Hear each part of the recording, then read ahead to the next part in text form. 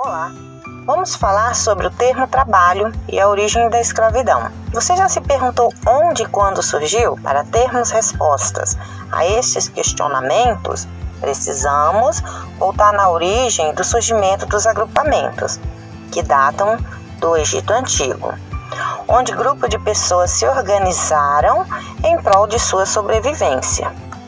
Eles viviam em aldeias e pagavam impostos em forma de cereais, linho, gado e outros produtos.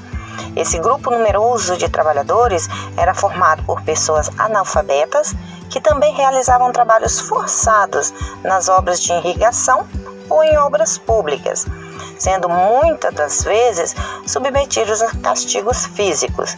Então, para manter esta ordem, seria necessário a divisão do trabalho. O trabalho é uma atividade fundamental para o ser humano. Desde o surgimento das primeiras sociedades, há milhares de anos, os seres humanos foram se organizando para conseguir alimento, água e matérias para a vestimenta e construção de suas moradias. Ainda na pré-história, os primeiros grupos humanos aprenderam a explorar a natureza.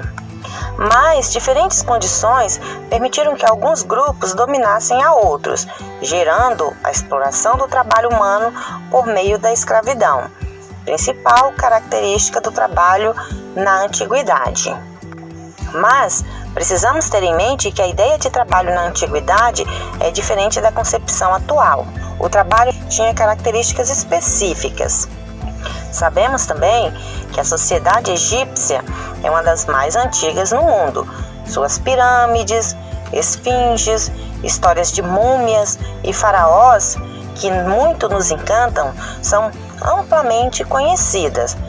Mas quem eram os responsáveis pela produção de todas estas construções e manutenção dessa sociedade tão grandiosa?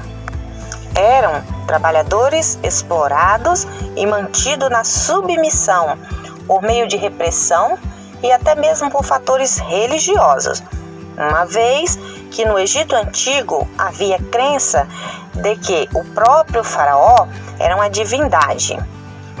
Isso não significa que ao longo de toda a história houve controle absoluto sobre os trabalhadores.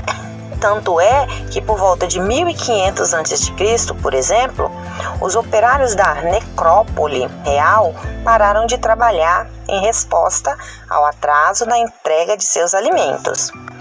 Trazido para a nossa atualidade, poderíamos dizer que foi uma greve ou uma paralisação para exigirem o básico para sua existência, para que pudessem continuar trabalhando. Quanto à escravidão no Antigo Egito, ela foi estabelecida por volta de 1550 a 1175 a.C., com os escravos e os servos. Mas interpretações de evidências textuais sobre escravos no Antigo Egito são contraditórias e tem sido difícil diferenciar entre o escravo e o servo, apenas pelo uso da palavra. Alguns pesquisadores têm a ideia de que não houve escravidão no Egito, ou não poderia ser chamada assim. Um egiptólogo, por exemplo, viu que em traduções egípcias a palavra escravo não existe. As únicas palavras que se relacionam são nhen e bak, que significa servo e dependente, onde o bak seria o devoto do faraó, tendo os mesmos que executar, por serem pessoas livres, o pagamento de impostos. E também, alguns desses trabalhadores eram recompensados, uns mais do que outros. Por exemplo, os escravos que lidavam nas casas ou artesãos recebiam mais do que os outros que praticavam um trabalho pesado.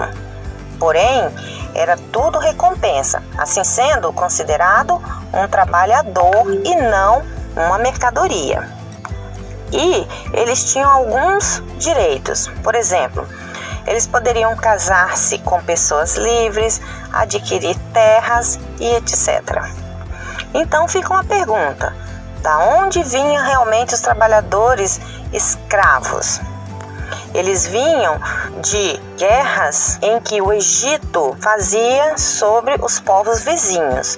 Então eles aprisionavam e convertiam-os em escravos.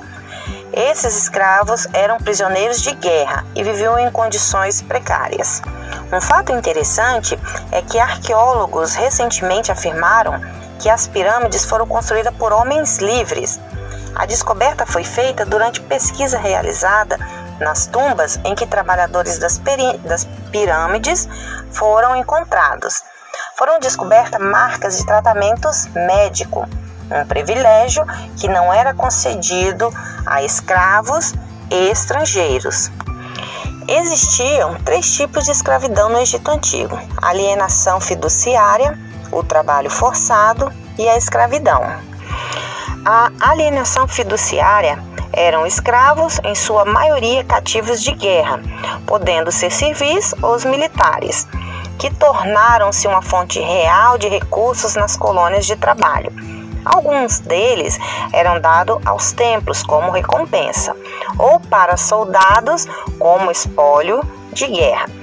No entanto, alguns escravos começavam como gente livre, que após ter cometido atos ilícitos e forem julgados, a sua liberdade era revogada para sempre e, como sentença por seus atos, tornava-se um escravo.